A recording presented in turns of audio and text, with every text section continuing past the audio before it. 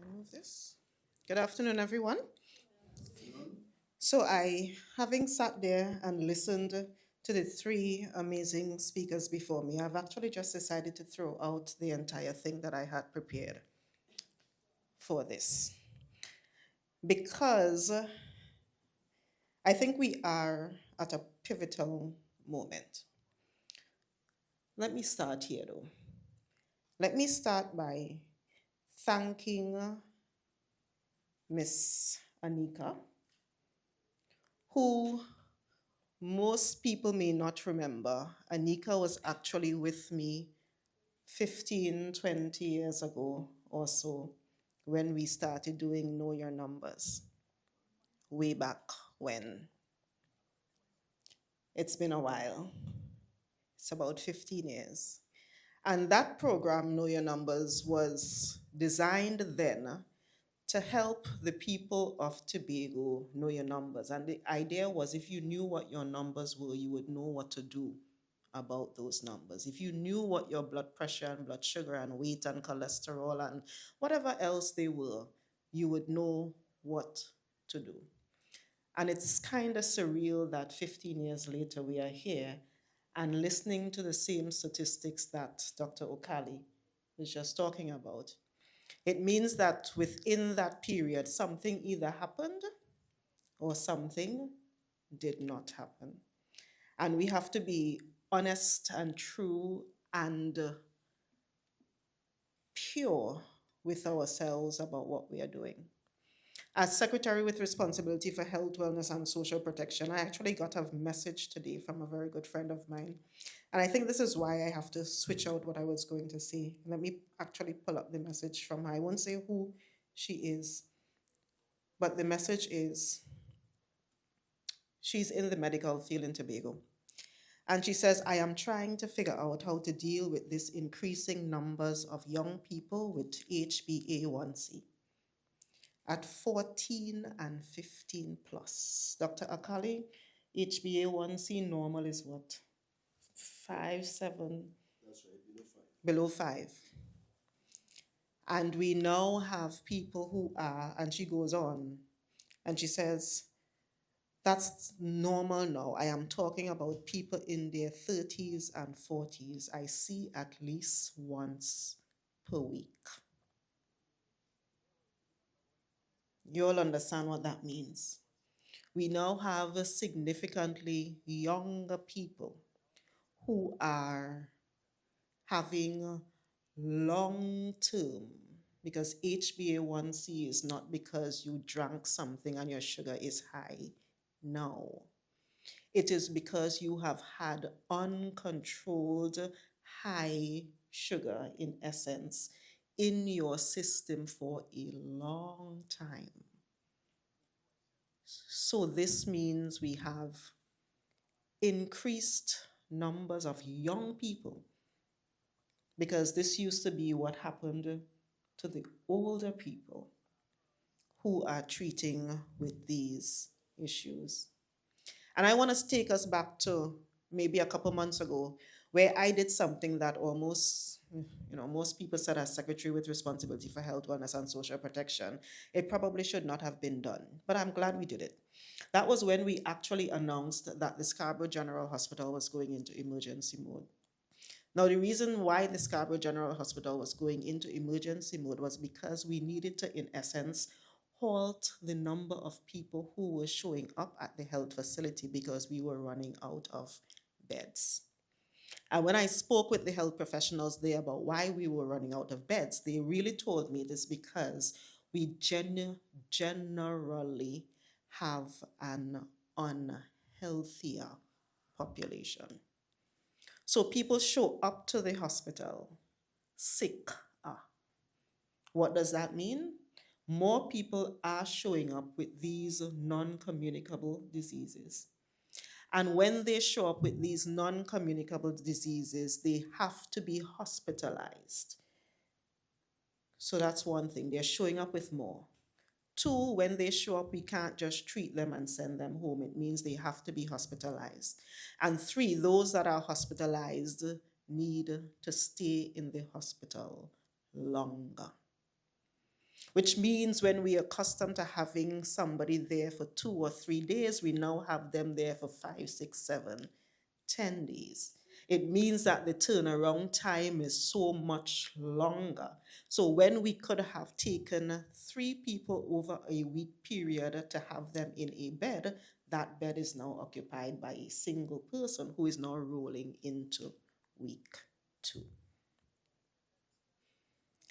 When I saw that, I made the, some may say, brave, some may say foolish political decision to speak about it publicly, because this is something that is happening throughout the country. If you look at all of the RHAs, they will tell you quietly that yes, we do this all the time, we just don't announce it. But I thought it important to announce it because I think part of our problem is that we do not speak about what is actually happening. So this initiative is one that is aimed at saying to the people of Tobago, let us use this carnival period to not just have a good time, but let us use it as an impetus. Let us use it as a thing that we work towards for us to figure out how we shift our health status as an island. One of the reasons it's very difficult for me to do aerobics generally, it's because at the time we were doing Know Your Numbers, there was a gentleman who was there, who was right there with us continually. And I want to take this opportunity while we are launching this new initiative to pay homage to Solo. We all remember him fondly as the one who has more energy than all of us. And it's so coincidental, funny, but sad that it has taken probably 15 years to get back to this point. Because let me tell you a little secret. Right after Salo passed, I tried doing aerobics, and I would find myself at the back of the aerobics class bawling my eyes out, thinking about him and what he brought to this. So we're going to use this opportunity to remember him and what he brought to the people of Tobago. Now, I started by thanking Anika, but I want to continue by thanking Onika.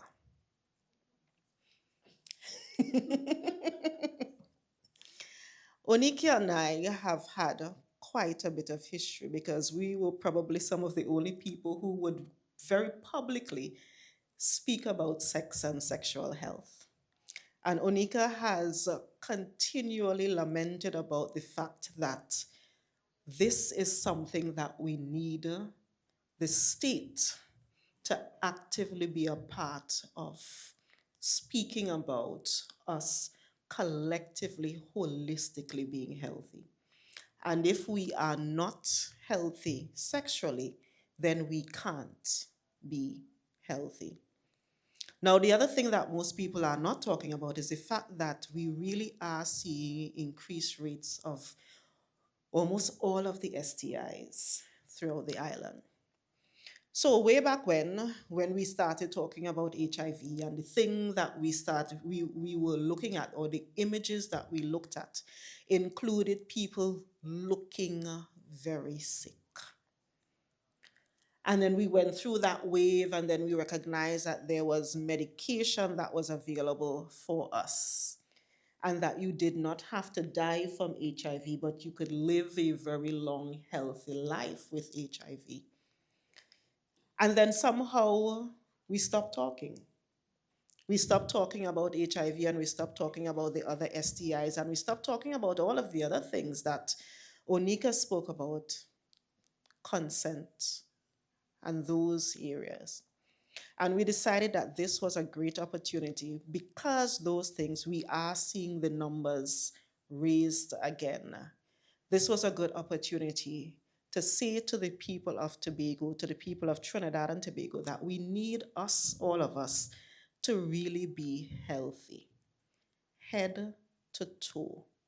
And head to toe includes those parts that, you call them the private parts. That's part of the head to the toe.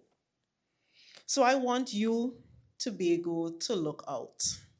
Look out for us as we go around the various physical activity areas, because we coming and we exercising and we're highlighting all of the good work that is happening out there. And by the way, there is a lot of good work. There are a lot of people doing a lot of stuff out there. And that is why this campaign did not necessarily include us trying to recreate any wheel, but saying to the people of Tobago, you can do that 5 kilometer walk every Saturday with so.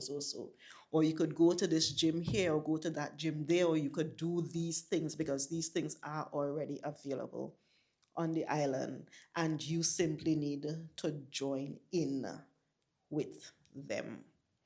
So I'm encouraging all of you. I am encouraging every single one of you to join in with us, because this Play Mass Live Well initiative,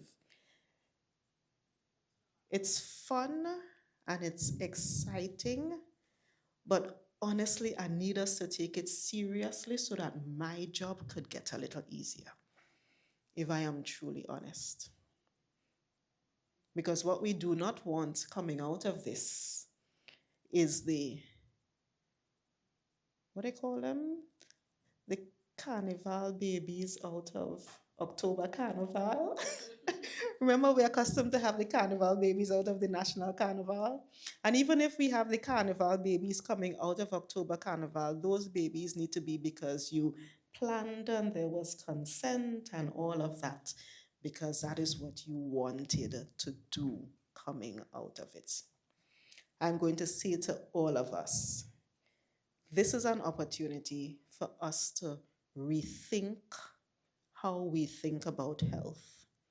This is an opportunity for us to figure out how to enjoy what our culture brings for us and gives to us, but ensure that we are holistically healthier human beings at the end of it. This really is an opportunity for us to play mass, but live well. And the tagline that follows that is really a simple one. It says Carnival sweet, but health sweeter. So I'm asking all of Tobago to join along with us, join along with the entire Tobago House of Assembly, be a part of this initiative. Be a part of getting up from tomorrow morning.